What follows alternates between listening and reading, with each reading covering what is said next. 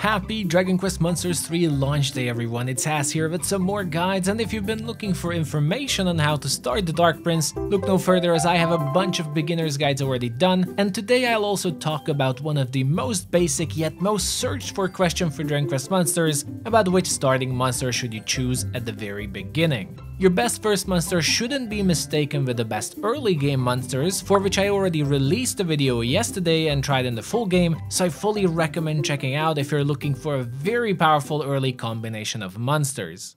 Now, if you played the demo or just started up the game, you very well know that at the start, your teacher Monty will welcome you and give you your very first monster to tame by answering a set of very simple questions, 3 to be precise, and based on your answers, you will be given a random starting monster, well, random from a pool of 4 monsters you can get. The questions are, do you prefer lovable monsters to more rugged types? Do you like more compact monsters? And do you like weird and wonderful monsters? It's been already debated in the demo by many which one is worth the most, but now that the game is out, I can safely say that the monster that's worth the most is the most complex one to synthesize, the Cucumber, which apart from being a harder to synthesize monster, it also starts with a good talent tree that has the area spell Whoosh in it that will allow you to progress the game in its early stages faster. To get the Cucumber as your first monster, all you have to do is answer your questions in the specific order of yes, no, and another no again. It's simple as that, and you've got yourself your very own Cucumber.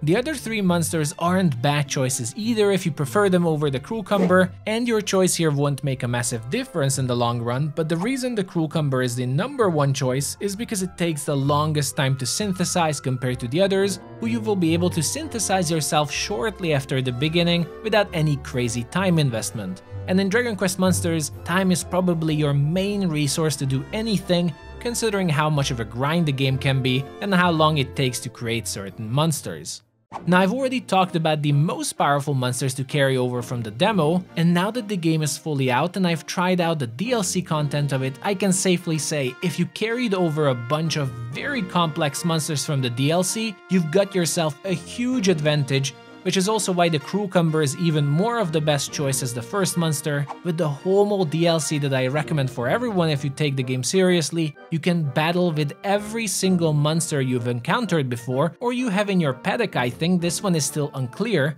and not just the ones that you've seen in the wilderness, but here's the important part, even your complex synthesized monsters you already have, you can find in this dungeon again. Yes, you've heard it right, this means in my case, I started the game immediately coming down here and I could recruit myself an army of Hunter Max, Armored Vortos, Cannon Brawlers, or any other complex monsters I've carried over from the demo without having to spend dozens of hours synthesizing and leveling them up again. Not to mention, it seems here you have a 90% chance to meet a large monster, so carrying over large monsters is pretty much pointless. I wouldn't say that the whole mall is a pay-to-win DLC, but if anything, it is a massive time save for Dragon Quest Monsters, and having a shortcut to scouting complex monsters that you can immediately synthesize for even better monsters is just a fantastic quality of life option that in Japan a lot of people are already questioning or at least criticizing that it shouldn't have been released with the game this early, as it's quite a bit of a disadvantage for people who do not wish to purchase it but still want to compete online early against other people,